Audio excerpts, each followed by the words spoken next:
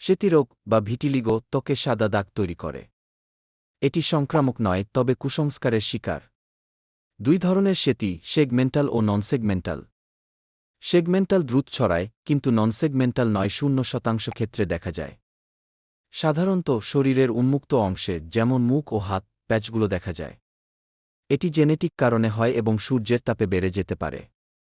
চিকিৎসা স্থায়ী নয়, তবে প্রাথমিক পর্যায়ে শুরু করলে ছড়িয়ে পড়া নিয়ন্ত্রণ করা সম্ভব। চিকিৎসার মধ্যে রয়েছে স্টেরয়েড ক্রিম, ইউভি থেরাপি এবং এক্সাইমার লেজার। মুখ, বুক ও বাহুর অংশ দ্রুত সুস্থ হয়, কিন্তু হাত ও পায়ের ক্ষেত্রে একটু কঠিন। সেতিরোগের চিকিৎসা কি? ভিটিলিগো বা সেতিরোগ হলে ত্বকে সাদা দাগ বা প্যাচ দেখা যায়। এটি সংক্রামক রোগ নয়। রোগটি নিয়ে কুসংস্কার রয়েছে।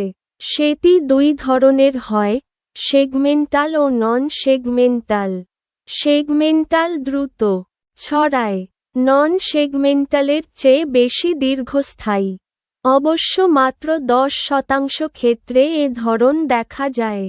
মূলত সেসব জায়গায় এটা হয় যেখানে ত্বক স্নায়ুর সঙ্গে সংযুক্ত থাকে।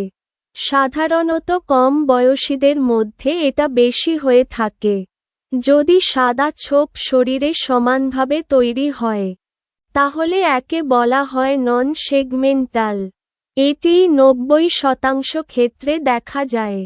এই ক্ষেত্রে প্যাচগুলো উভয় দিকে সমানভাবে দেখা যায়। প্রধানত সূর্যের সংস্পর্শে থাকা শরীরের অংশ, যেমন ঘাড়, নাক, মুখ ও হাতে হয়। নন সেগমেন্টাল আবার 5 ধরনের হতে পারে। সাধারণ, প্যাচগুলো নির্দিষ্ট আকার আকৃতির নয় এবং শরীরের যেকোনো অংশে হতে পারে। অ্যাক্রোফেসিয়াল প্যাচগুলো হাত, পায়ের আঙুল ও হাতে দেখা দেয়। মিউকোসাল, মিউকাস মেমব্রেন ও ঠোঁটের চারপাশে সাদা দাগ হয়। ইউনিভার্সাল, শরীরের প্রায় প্রতিটি অংশে ছড়িয়ে পড়ে। ফোকাল, সাদা ছোপ শরীরে অবিচ্ছিন্নভাবে ঘটে এবং তারপর ফোকাল হয়। এই ধরন বেশি হয় শিশুদের। কেন হয়? কিভাবে বুঝবেন? সেটি সাধারণত জেনেটিক বা বংশগত কারণে হয়। এটি অটোইমিউন ঘরানার একটি রোগ। সানবার্ন বা সূর্যের তাপ পেলে এটি বেড়ে যেতে পারে। শিল্প রাসায়নিক মেলানিন উৎপাদন প্রভাবিত করতে পারে। যাদের ত্বক কালো, তাদের এই রোগ হওয়ার প্রবণতা বেশি। ত্বক বা মুখের প্যাচ রঙহীন, অর্থাৎ দেখতে সাদা বা হালকা ধূসর দেখালে বুঝতে হবে তা সেতি। চুল রূপালি, ধূসর বা সাদা হতে থাকে।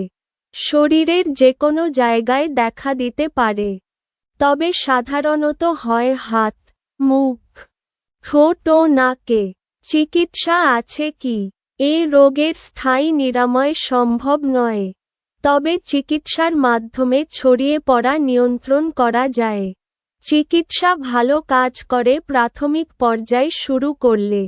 যদি ত্বকের অংশে বেশি লোম থাকে, তবে কম লোমযুক্ত ত্বকের অংশগুলোর তুলনায় সেখানে নিরাময়ের সম্ভাবনা বেশি। ত্বকের যে অংশগুলো খুব দ্রুত পুনরুদ্ধার করা যায়, তা হল মুখ, বুক, বাহু ও পা। কিন্তু হাত, কবজি, পা ও নিতম্বের চিকিৎসার পরও পুনরুদ্ধারের সম্ভাবনা কম। সেতির 6 রকম চিকিৎসা আছে। এগুলো হলো epidermal cellular grafting, steroid cream, UV therapy, excimer laser. Depigmentation ও ছোট ট্যাটু করা এ রোগের স্থায়ী নিরাময় সম্ভব নয়, তবে চিকিৎসার মাধ্যমে ছড়িয়ে পড়া নিয়ন্ত্রণ করা যায়।